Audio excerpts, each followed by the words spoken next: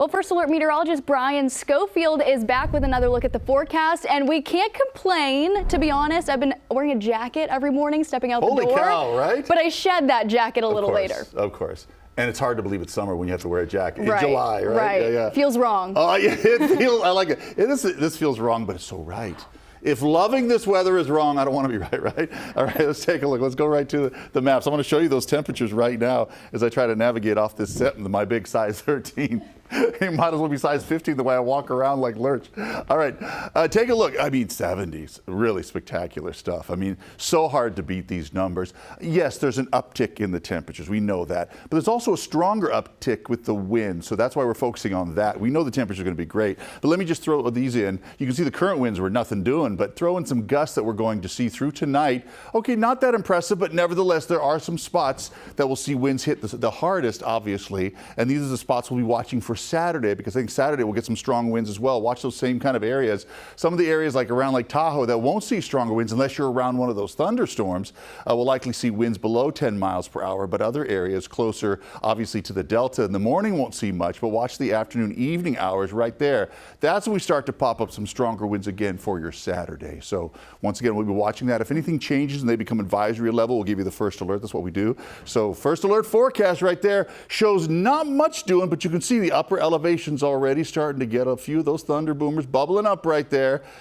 Once again, they'll likely circle the valley rather than be within the valley. But remember last night through Auburn, areas like Newcastle, seeing that down to Lincoln. I expected that closer to Roseville. Lincoln hitting that. We didn't get I don't know if we have a sensor in Rockland, but I was checking that area as well. But generally, we're looking up to the north to see most of this hang away from the valley up to the North State. And that's where the severest weather was yesterday. We were talking severe thunderstorm warnings. And anytime you're talking that, you are talking stronger wind. And you know, once these thunderstorms die out, believe it or not, they send a huge rush of wind outside of them. So you can be miles down the road and get some strong winds from a thunderstorm that's a pretty good ways away because they're gassing out. And that usually acts as a front, and I'm going to get a little technical here, and it lifts the air again, and then we see more thunderstorms form. So that's why we watch them so closely. So I hope that made some sense there. But either way, you can see not much on the futurecast through Saturday, but I think Saturday they'll bubble up a little bit more in the higher elevations. Watch this last couple frames right there. But mostly they'll be out to our east. That low that has been creating most of the weather, it's going to get lifted out and kind of absorbed with more cool air coming in. So even though temperatures are coming up, the hottest stuff is really being kept at bay. So 50s overnight. What am I trying to say? 50s overnight. Afternoon highs look great still, even warmer. Look at those numbers for your forecast highs for tomorrow and then the next 7 days. Like I said, a little uptick. I'm not overselling that because we know temperatures are going to hover really for the next week again, probably at some pretty mild levels. If any of these longer range computer models are correct, and often they are, I mean, really take them with a grain of salt when they're long range, but they're not showing a big warm up just yet. Not just yet. I'm giving you that early hint. You're getting the first alert on it. Might just actually look pretty good for a little while longer.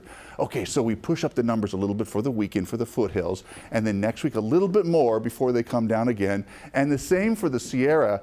That will still be the focus area Saturday and Sunday. Not so much Monday, but Saturday and Sunday maybe for a few pop-up thunderstorms. But other than that, those 70s look oh so good. So good day to get out, certainly today. If you're going anywhere in the upper elevations for camping or anything like that, always check ahead on the weather. All right, Zachary. We'll take it. Thanks so much, Brian.